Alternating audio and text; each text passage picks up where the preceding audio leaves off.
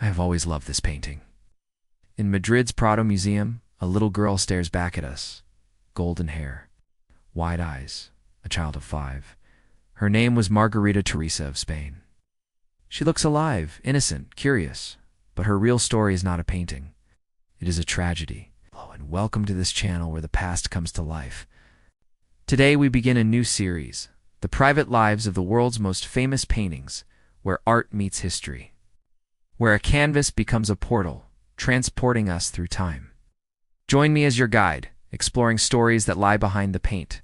Stories of kings and queens, of love and loss, of courage and compromise. Stories that changed the world. And today, we start with Las Meninas.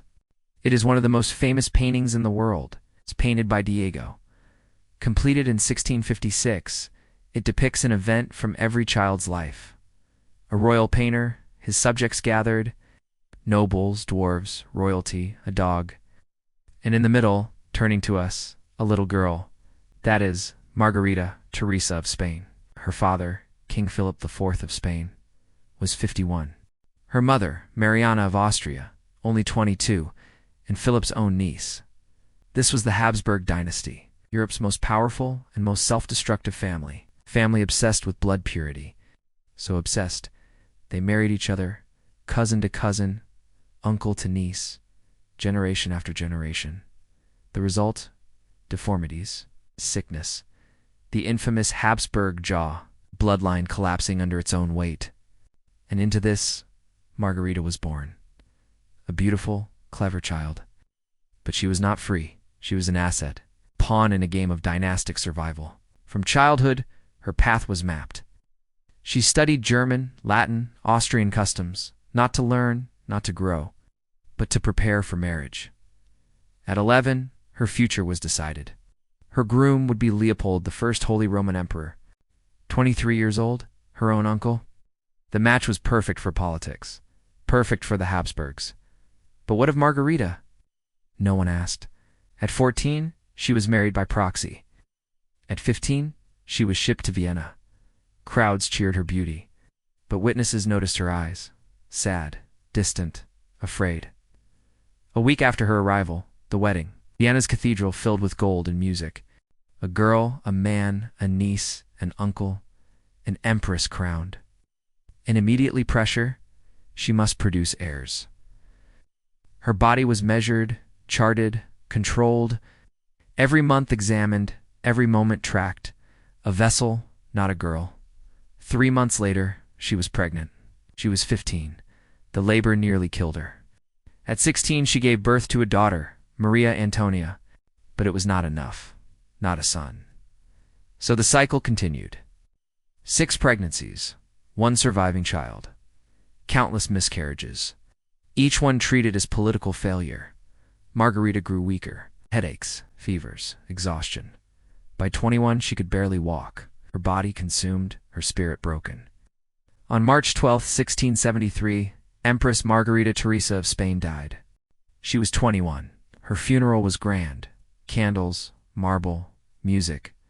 But behind the pageantry lay a cruel truth. She had been a sacrifice today. When we stand before Las Meninas, we do not just see a princess, we see a ghost. A girl who never lived for herself.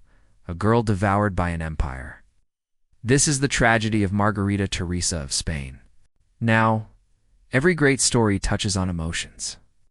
Sometimes it is joy, sometimes sorrow, but always there is a strong emotion.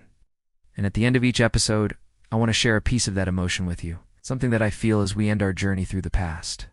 Today it is sadness.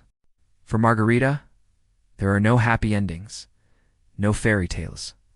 Only a life stolen, a childhood lost, a potential unrealized. Standing before Las Meninas, we see a girl who looked forward to a life of learning, of growth, of love. But her story is a reminder, a warning even, a reminder that power can corrupt, even the purest of families. A warning that sometimes ambition knows no bounds. You see, the Habsburgs were driven by a singular obsession, maintaining pure Spanish blood. They married within their small circle, believing it would protect their lineage, strengthen their claim to power. But they forgot something essential. diversity. Diversity of blood, diversity of thought. What happens when we close our eyes to the world around us? When we shut ourselves in, convinced that we are better than everyone else, we lose our humanity. We lose our strength. As we bring this story to a close, let us remember Margarita not just as a pawn in a political game, but as a human being. A girl whose life was cut short, whose dreams were never realized. Let her story be a lesson for us all.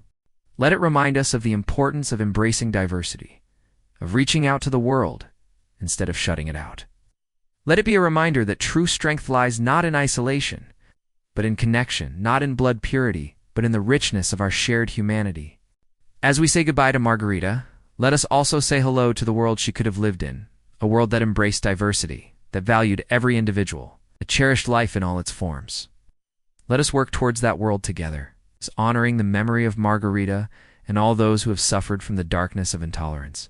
Thank you.